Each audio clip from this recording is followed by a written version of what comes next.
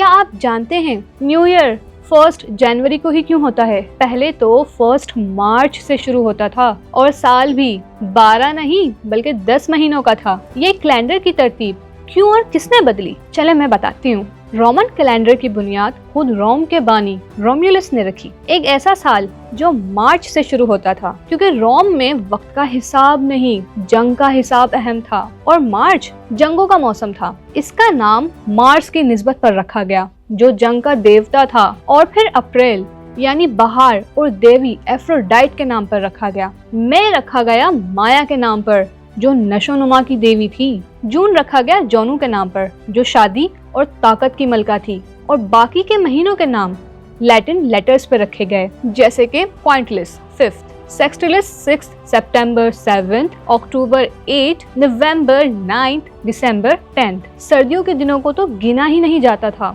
वो non calendar time समझा जाता था। लेकिन इसमें भी मसले पैदा होने लगे, बिकॉज ये एक ल्यूनर कैलेंडर था, तो सियासतदान अपनी मर्जी से दिन बढ़ा देते थे। त्योहार गलत मौसमों में आने लगे, फसलें और मौसम कैलेंडर से मैच ही नहीं कर रहे थे। कैलेंडर मुकम्मल बिगड़ चुका था। फिर आए जूलियस सीजर, जिन्होंने बनाया जूलियन कैलेंडर, एक सोलर बेस्ड कैलेंडर। साल में 365 दिन रखे गए। हर 4 साल बाद एक लीप ईयर रखा गया, जिसमें एक एक्स्ट्रा दिन होता था। और फिर साल का आगाज जनवरी से कर दिया गया, क्योंकि जनवरी का नाम जैनिस 2 चेहरों वाले देवता के नाम पर रखा गया, जो आगाज की अलामत था। फिर फरवरी का भी इजाफा कर दिया गया। फिर सारे महीनों के नाम देवताओं के नाम पर रखने के बाद उसने अपने नाम पर जुलाई का महीना बनाया और अपने बेटे ऑगस्टस के नाम पर अगस्त का महीना बनाया। ऑगस्टस कौन? जिसने रोम को एक सल्तनत की शक्ल दी थी। 1500 साल तक पूरे यूरोप में जूलियन कैलेंडर चलता रहा, मगर फिर भी